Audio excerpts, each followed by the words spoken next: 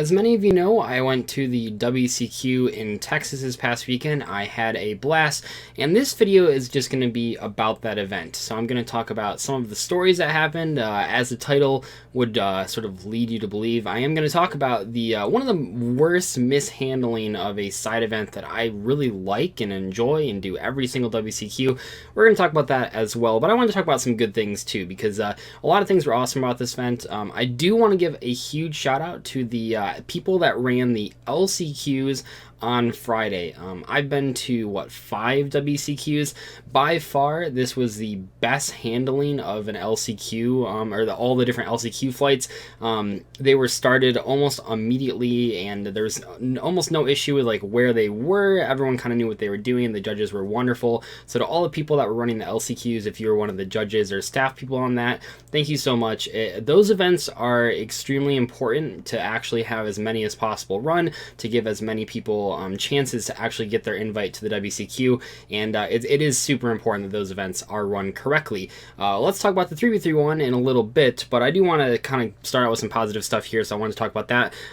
As far as some stuff that I got, so they have the token machines. I'm sure you guys have seen them. So they don't cost money, just have to stand online. So here's a token that I got with my girlfriend on Saturday, I think, and then one that I got on Sunday with my roommates and my girlfriend, Austin and Ricky, who you guys have seen a lot. So those are my tokens. That was really cool. We were going to get a YouTuber token, and we decided to just do a picture with a lot of people. I think every single little YouTuber that was there was in that picture besides John. He unfortunately couldn't be there on Sunday, which was really sad. So that picture is cool. I'll probably put that picture up on the screen if you guys haven't seen that already. Speaking of John, though, he gave me a ton of cards. So the first thing that I want to show is that he gave me 2 of these ultra rare Frog the Jams. If you guys remember from that $100 pack that I bought, this is one of the possible cards that you could pull from it, and I didn't pull it, but he did, and so he gave those to me. That's really cool. Thank you so much for that. He was planning on giving me these for a while, but Unizombie actually just got reprinted. But the OCG has, well, it's kind of hard to see on the camera, but the OCG has super rare Unizombies, so John gave me a playset of those. Really cool. I know he had those for a while, but then like we just got the ultra rare printing. And then the last thing that John gave me, and this is so cool, we have the real in the flesh Fright for Patchwork. It's not on the TCG yet, but he did give me the ultra rare OCG version that they have, that they're allowed to use, that we don't get. And but thank you so much for all those cool OCG items. That was really cool. One fan gave me these Rainbow Krebos. That was really awesome. That same fan actually gave me Rainbow Ruins, the Starfoil version, last year, which is really awesome. And then another thing that was kind of cool, well, I'll do this one first. I think someone like had a birthday or something, and as like a joke, they like photoshopped me with like a birthday stuff. But also my birthday's coming up, so I'll try to remember to put that in the birthday video. That's at like the end of the month. And then the last thing I think was this really cool thing. So this is a little spiel. It's made out of wood, and it's a pin, and someone said that their friend found this and they like thought of me, so they got it and gave it to me at the WCQ. This is really awesome. I have a bunch of Spiel stuff, and I'll put this next to it. So thank you so much to all the people that like gave me items. Obviously, like there were tons of signatures and stuff. Thank you to anyone that came up to me and had me sign stuff, like a binder or cards. There weren't too many like outrageous things that I signed this time. There wasn't like a Minerva, there wasn't like a Beyblade or like a watermelon. Just the sheer amount of like, man, the Chaos Maxes and the Garnets and the Brilliant Fusions, like you guys just make this job so awesome.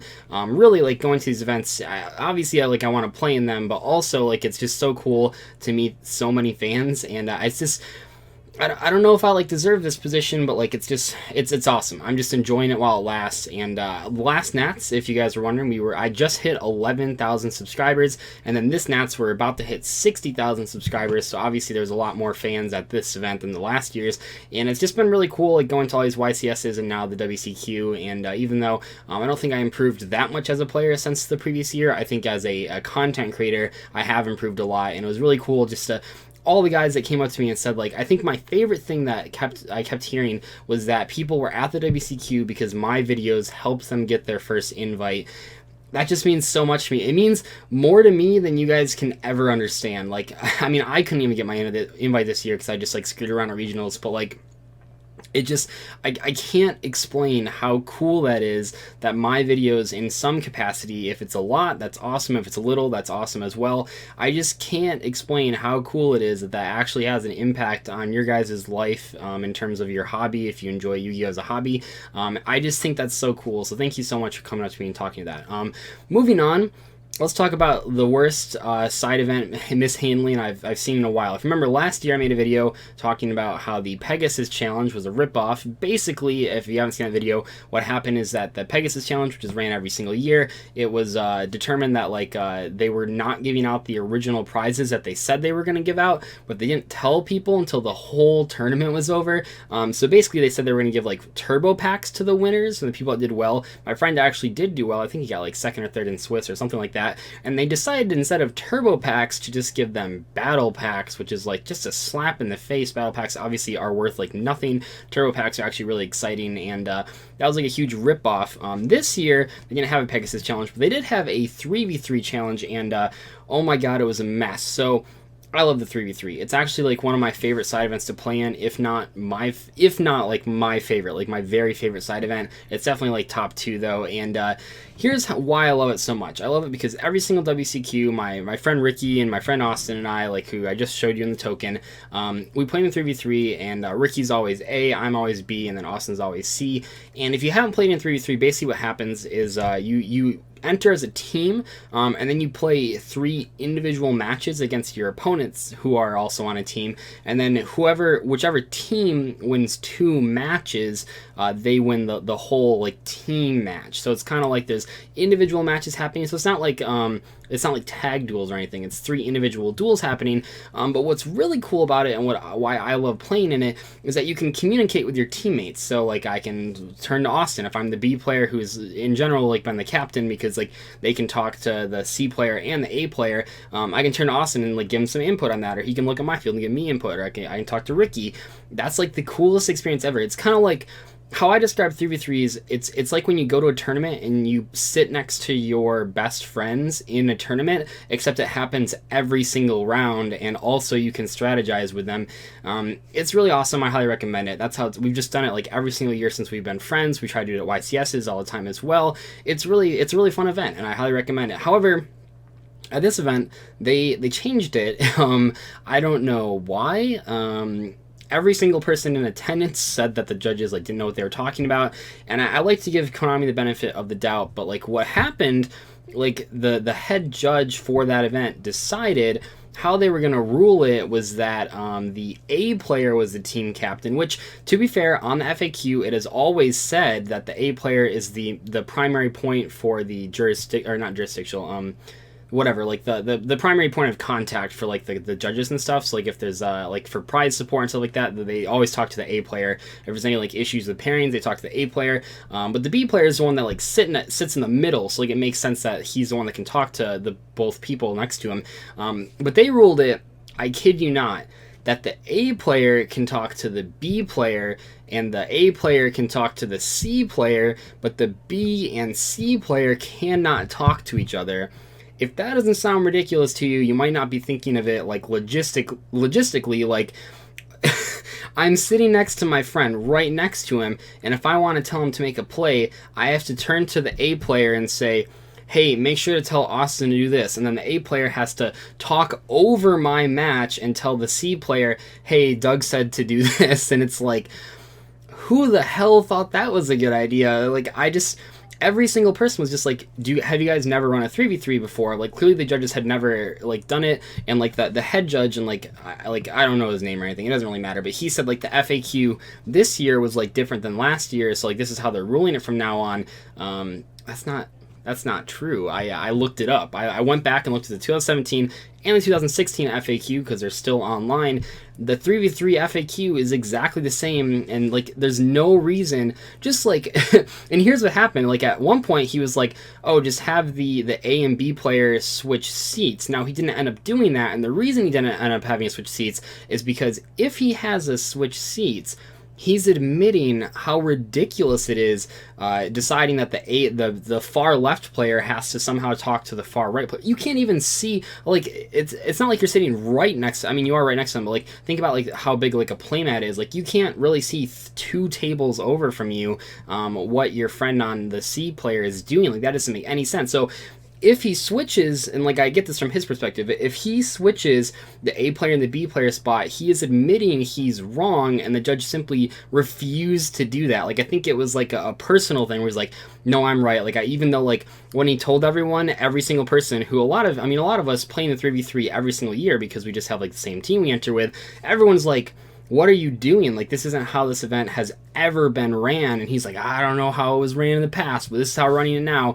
I expect this to be fixed by the next event because it makes no sense. Because the problem was, just like my team, every other team, you sign up assuming that the B player is going to be the person that talks to people. So you pick the B player, usually is like either the best player or the player that knows how to play both decks. So like in this case, Austin, who is a C player, was playing the Dinosaur Shadal deck that I've been playing on stream for the past 3 weeks that I built. It's actually like he's borrowing my deck, so obviously I should be able to help him with his plays, or he can consult with me if I believe that he should do one play over another play.